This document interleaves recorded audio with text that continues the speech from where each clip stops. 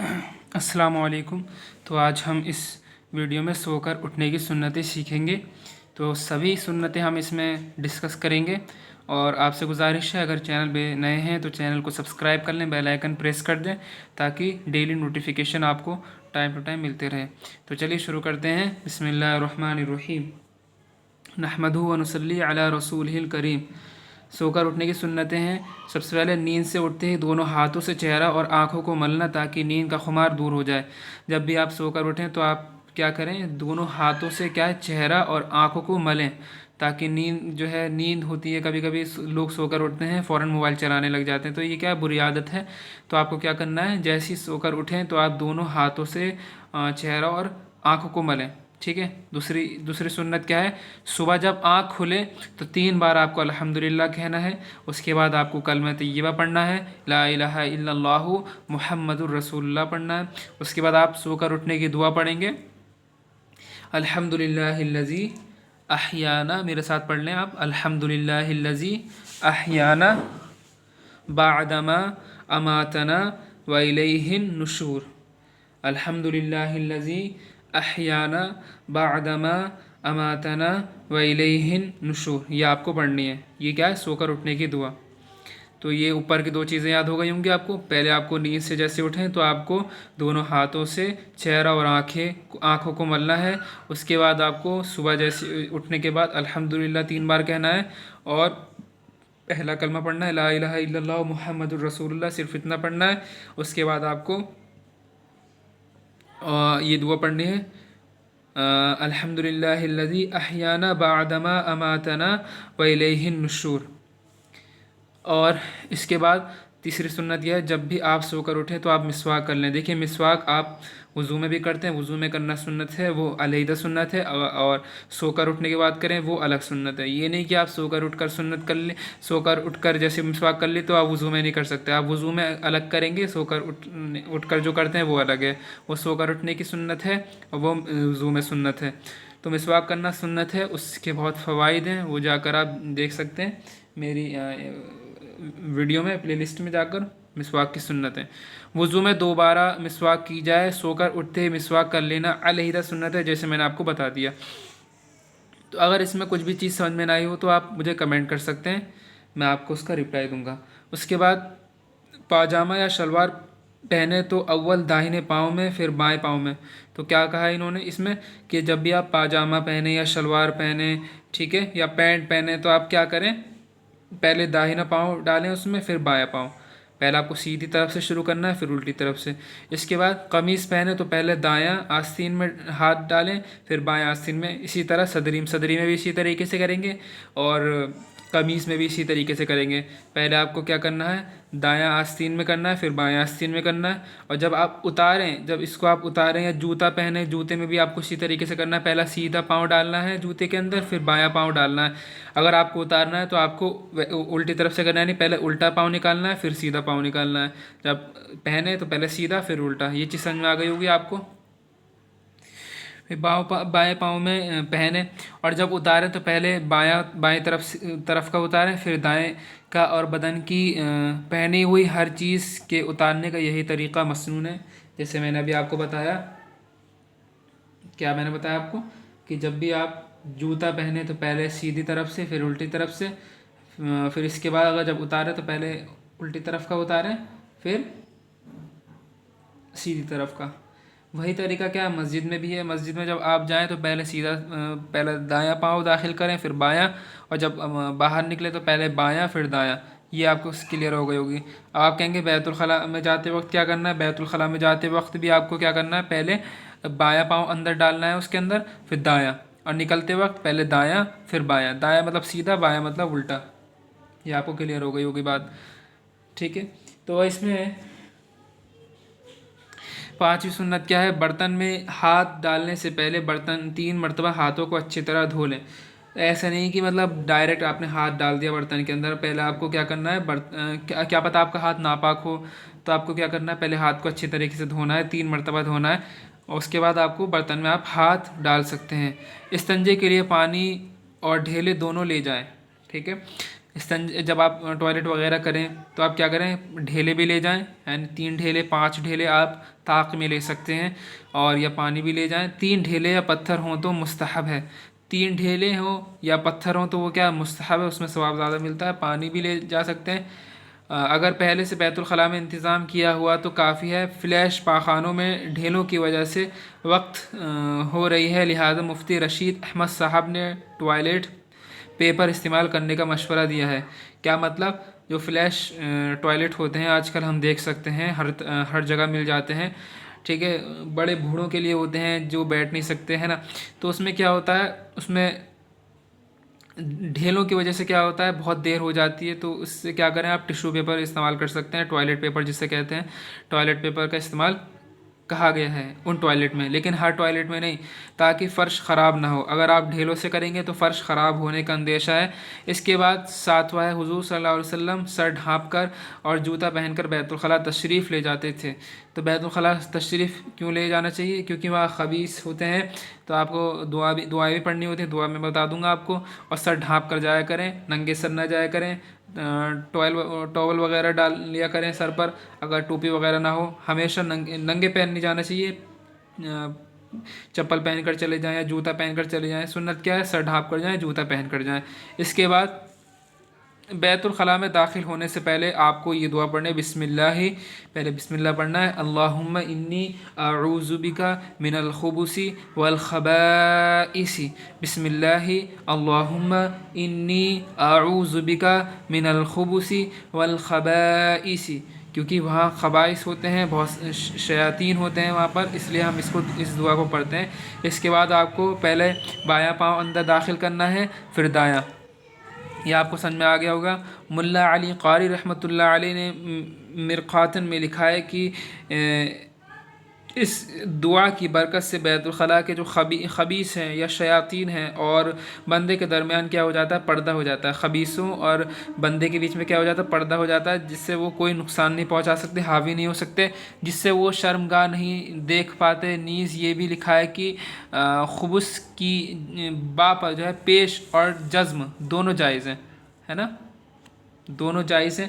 اس کے بعد بیت الخلاء میں داخل ہوتے وقت کیا ہے، پہلے آپ کو بایاں قدم رکھیں، جب داخل ہوں تو پہلے الٹا کہتے ہیں بایاں کو، اور قدمچے پر سیدھا قدم رکھیں، اترنے میں بایاں پیر قدمچے سے نیچے رکھیں، قدمچہ جو اوپر ہوتا ہے ہلکا سا، اس کے نیچے آپ کو پہلے دایاں رکھنا ہے نکلتے وقت، پھر بایاں رکھنا ہے۔ یہ آپ کو کلیئر ہو گئی ہوں گی، بہت ضروری ہیں، بہت ایزی طریقے سے میں نے آپ کو بتا دیا۔ اگر اس میں بھی آپ کو کوئی چیز سمجھ میں نہ آئی ہو تو آپ کمنٹ کر کے پوچھ سکتے ہیں۔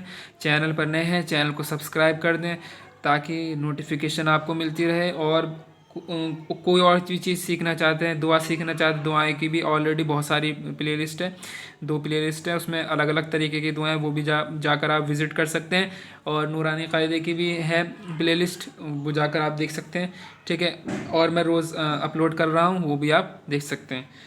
جب بدن ننگا کریں تو آسانی کے ساتھ جتنا نیچا ہو کر کھول سکیں اتنا ہی بہتر ہے، پورا نہ کھولیں، جتنے کی ضرورت ہے استنجا میں اتنا ہی کھولیں۔ اس کے بعد بیت الخلاء سے نکلتے وقت آپ کو داہنا پیر باہر نکالنا ہے، پھر اس کے بعد آپ کو یہ دعا پڑھنی ہے، غفرانک الحمد للہ الذی اذھب عنی الاذی وعافانی، یہ آپ کو پڑھنا ہے، پھر سے ایک بار پڑھ لیں، غفرانک الحمد للہ الذی اذھب عنی الاذی وعافانی، یہ آپ کو پڑھنی ہے۔ اس کے بعد 12ویں یہ ہے، بیت الخلاء جانے سے پہلے کیا ہے، انگوٹھی یا کسی چیز پر قرآن شریف کی آیت یا حضور صلی اللہ علیہ وسلم کا مبارک نام لکھا ہو اور دکھائی دیتا ہو تو اس کو اتار کر باہر ہی چھوڑ دیں۔ یعنی اگر کوئی قرآن کی آیت لکھوا لیتے ہیں آج کل لوگ، بسم اللہ یا پھر حامیم، یہ سب لوح قرآن لکھوا لیتے ہیں، یا حضور صلی اللہ علیہ وسلم کا اس پر نام لکھا ہوا ہے، تو آپ اس انگوٹھی کو باہر ہی اتار دیں، ٹھیک ہے، باہر اتار کر اندر، تعویذ وغیرہ پہن کر نہیں جانا چاہیے۔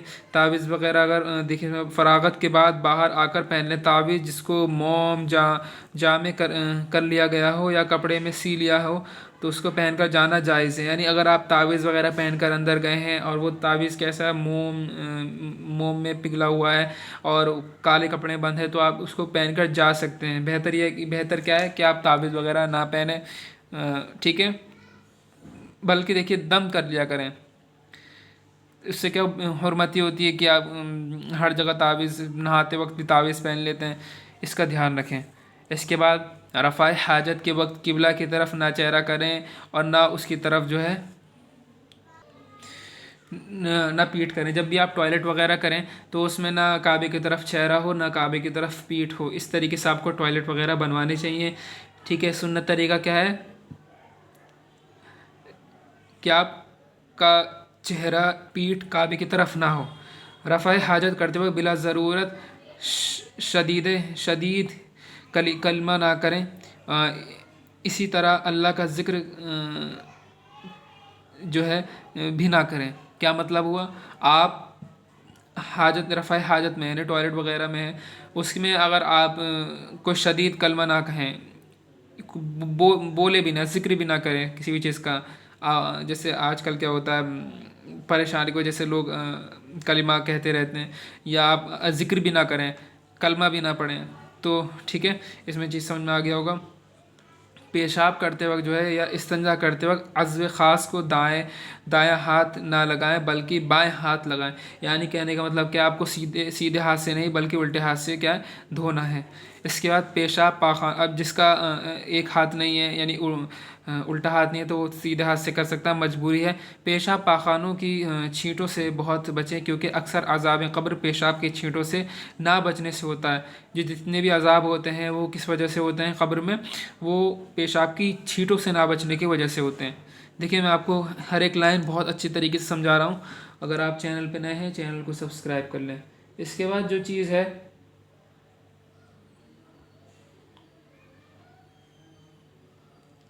اس کے بعد دیکھیں بعض جگہ بیت الخلاء نہیں ہوتا تو اس وقت ایسی آڑ کی جگہ میں رفع حاجت کرنا چاہیے جہاں کسی دوسرے آدمی کی نگاہ نہ پڑے۔ اب مان لیجیے آپ ایسی جگہ ہے جہاں پر بیت الخلاء ہے ہی نہیں، تو آپ ایک آڑ میں چلے جائیں، ٹھیک ہے، جہاں پر کوئی نہ ہو، تو وہاں پر آپ رفع حاجت کر سکتے ہیں۔ اس کے بعد پیشاب کرنے کے لیے نرم جگہ تلاش کریں تاکہ چھینٹیں نہ اڑیں، یعنی ایسی جگہ پہ چلے جائیں جہاں بالو وغیرہ ہو، ٹھیک ہے، یہ ایسی جگہ نہ فرش وغیرہ پہ نہ جائیں، پتھر وغیرہ پہ جہاں چھینٹیں اڑتی ہوں، تو وہاں آپ کر سکتے ہیں۔ نرم جگہ ڈھونڈنی چاہیے اور زمین جذب کرتی ہو، یعنی کوئی ریت وغیرہ کی زمین ہو، وہاں پہ جا کے آپ کر سکتے ہیں۔ اور بیٹھ کر پیشاب کریں، کھڑے ہو کر پیشاب نہ کریں۔ کھڑے ہو کر پیشاب کرنے سے کیا ہوتا ہے، وہاں سے اس سے چھینٹیں آ سکتے ہیں، اور چھینٹیں آنے سے کیا ہوگا، عذاب قبر ہوگا۔ یہ بات کلیئر ہو گئی ہوگی۔ پیشاب کے بعد کیا ہے، استنجا سکھانا ہو تو دیوار وغیرہ کی آڑ میں سکھانا چاہیے۔ اب استنجا پیشاب کر لیا، آپ کو استنجا کا سکھانا ہے تو آپ کہاں کر سکتے ہیں، کسی دیوار کی آڑ میں سکھانا چاہیے۔ اب وضو سنت کے موافق گھر پر کرنا چاہیے، تو وضو جو ہے سنت کے موافق کہاں کرنی چاہیے، گھر میں کرنی چاہیے۔ ان لوگوں کے لیے وضو مسجد میں کرنی چاہیے جو لوگ مسافر ہیں یا سفر میں ہیں، ٹھیک ہے، وہ لوگ کر سکتے ہیں۔ اور جو ٹوپیاں وغیرہ ہوتی ہیں مسجدوں میں وہ بھی ان لوگوں کے لیے ہوتے ہیں جو مسافر وغیرہ ہوتے ہیں، جو سفر میں ہوتے ہیں۔ اب ہمارے پاس ٹوپی نہیں ہے تو ہمیں اپنے گھر سے ٹوپی پہن کر جانی چاہیے، یہ نہیں کہ مسجد میں چلے گئے اسی کی جو پلاسٹک وغیرہ کی ٹوپیز ہوتی ہیں ان کو پہن لیا۔ تو بہتر کیا ہے آپ گھر سے وضو کر کے جائیں۔ گھر سے وضو کرنے میں کیا ہے، آپ کو فائدہ ہوگا، ثواب ملے گا، جتنا آپ قدم چلیں گے اتنا آپ کے نامہ اعمال میں نیکیاں لکھ دی جائیں گی۔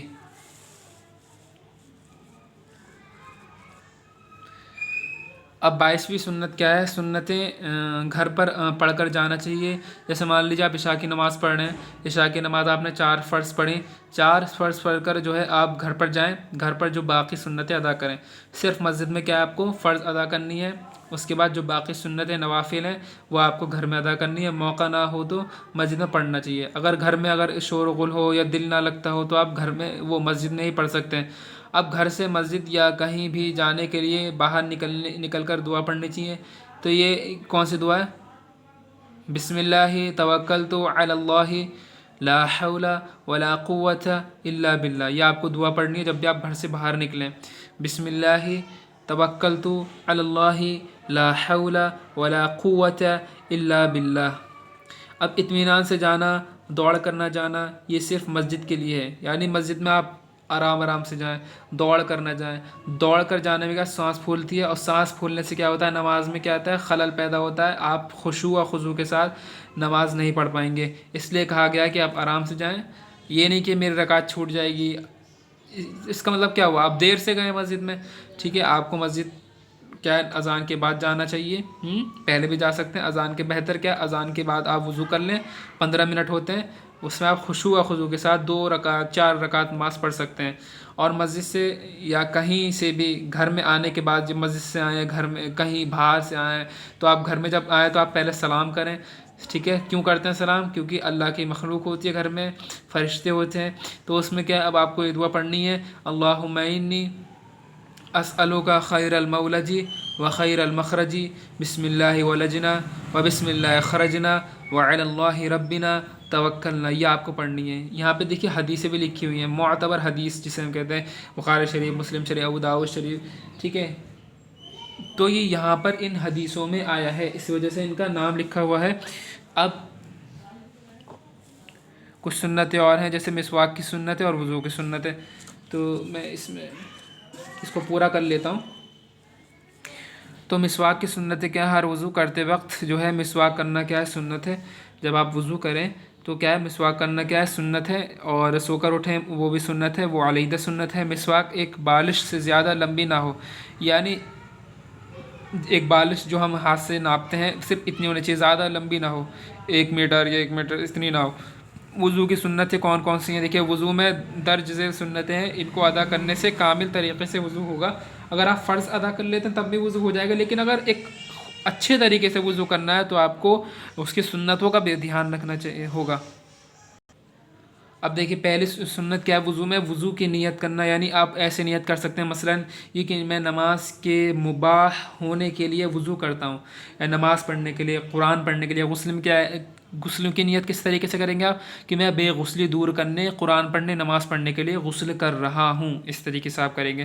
اب آپ کو بسم اللہ الرحمن الرحیم پڑھنا ہے، پہلے آپ کو نیت کرنی ہے، زبان سے اقرار کریں، ان زبان سے کر لیں گے تو بہتر ہے۔ پھر آپ بسم اللہ الرحمن الرحیم پڑھ کر آپ کو وضو کرنا ہے۔ وضو بعض روایات میں وضو کی بسم اللہ اس طرح آئی ہے، کس طرح سے آئی ہے؟ یعنی بسم اللہ العظیم والحمد للہ علی دین الاسلام، بسم اللہ العظیم والحمد للہ علی دین الاسلام، اس طریقے سے آئی ہے۔ اب دونوں ہاتھوں کو کیا پہنچوں تک آپ کو 3 بار دھونا ہے، اس کے بعد آپ کو مسواک کرنا ہے۔ اگر مسواک نہ ہو تو انگلی سے دانتوں کو ملنا ہے، مانجھ لینا ہے جیسے برش سے کرتے ہیں۔ اس کے بعد آپ کو 3 بار کلی کرنا ہے، 3 بار ناک میں پانی چڑھانا ہے، 3 بار ہی ناک کو چھنکنا ہے نا، الٹے ہاتھ سے کریں، ایک ناک بند کر کے ایک ناک کھول کر کے، اس طریقے سے ہر عضو کو آپ کو 3 بار دھونا ہے۔ 3 بار دھونا سنت ہے، 1 بار دھونا کیا ہے؟ فرض ہے، تو ہمیں سنت کے طریقے سے کرنا ہے۔ مان لیجئے اگر آپ کا پانی نہیں پہنچا 1 بار دھونے سے تو آپ دوبارہ دھو لیں، تو اس لیے 3 بار کہا گیا، تو 3 بار پہنچ ہی جاتا ہے پانی ہر عضو میں۔ اب چہرہ دھوتے وقت کیا آپ کو داڑھی کا خلال کرنا ہے، داڑھی کا خلال اس طریقے سے کرنا ہے، آپ کو گلے سے جو ہے انگلیاں لے جانا ہے اور سامنے سے نکال دینی ہے، یعنی پیٹ کی طرف سے ہے نا، انگلیوں کی پیٹ کی طرف سے، پیٹھ کی طرف سے نہیں۔ اس کے بعد ہاتھوں اور پیروں کو دھوتے وقت انگلیوں کا خلال کرنا ہے، یعنی آپ چھوٹی انگلی سے کر سکتے ہیں، ٹھیک ہے۔ اس کے بعد 1 بار تمام سر کا مسح کرنا کیا ہے؟ سنت ہے، اور چوتھائی سر کا مسح کرنا کیا ہے؟ فرض ہے۔ اب سر کے مسح کے ساتھ کانوں کا مسح کرنا بھی کیا ہے؟ سنت ہے، لیکن یاد رکھیں گردن کا گلے کا مسح کرنا کیا حرام ہے، ٹھیک ہے۔ تھوڑی سی سنت اور رہ گئی ہیں، اس کو ہم مکمل کرتے ہیں، اس پر آپ عمل کریں گے، ٹھیک ہے، اس پر عمل کریں، آپ کو ثواب ملے گا۔ جو میں نے بتایا بس آپ سن لیجئے، اگر آپ اردو نہیں پڑھنا جانتے تو آپ سن لیجئے، اس کو 1-2 بار سنیں گے تو انشاءاللہ آپ کو پتہ چل جائیں گی کون کون سی سنتیں ہیں۔ اعضائے وضو کو مل مل کر دھونا ہے، اس کے بعد آپ کو پیر در پہ وضو کرنا ہے، یعنی ایک کے بعد ایک وضو کرنا ہے، یہ نہیں کہ آپ ایک بار آپ نے ہاتھ دھو لیا پھر رک گئے۔ ترتیب سے آپ کو وضو کرنا ہے، یعنی پہلا چہرہ، پہلے ہاتھ دھونا ہے، پھر کلی، پھر ناک میں پانی ڈالنا، پھر چہرہ دھونا، پھر کینوے سمیت ہاتھ دھونا، پھر چوتھائی سر کا مسح کرنا، دونوں پیر ٹخنوں سمیت دھونا۔ تو یہ ترتیب سے وضو ہوا۔ پے در پہ مطلب کیا ہوتا ہے؟ پے در پہ کا مطلب ہوتا ہے کہ جیسے آپ نے ہاتھ دھو لیے، پھر آپ نے پہلے آپ نے چہرہ دھو لیا، پھر آپ تھوڑی دیر رک گئے، تو یہ رکنا نہیں ہے، آپ کو پے در پہ دھونا ہے لگاتار، یعنی سوکھنا نہیں چاہیے۔ دائنی طرف سے پہلے دھونا چاہیے، میں نے جیسے بتایا کہ ہر کام آپ کو دائنی طرف سے کرنا ہے۔ پھر چپل پہننی ہے، یا پھر کرتا پہننا ہے، پاجامہ پہننا ہے، یا صدری وغیرہ یہ سب پہننی ہے، تو آپ کو سیدھی طرف سے شروع کرنا ہے۔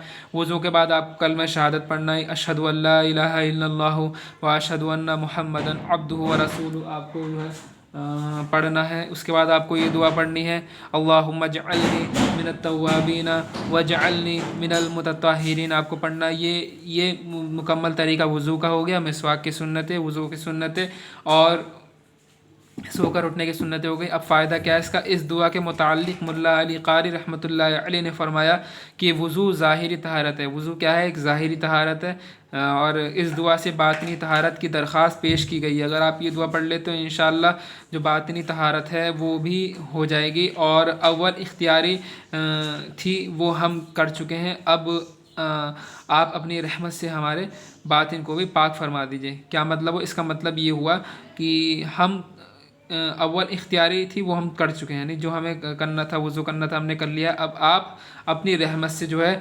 हमारी जो बातिन है, यानी जो बातिन है हमारे अंदर का, उसको ही पाक कर दीजिए।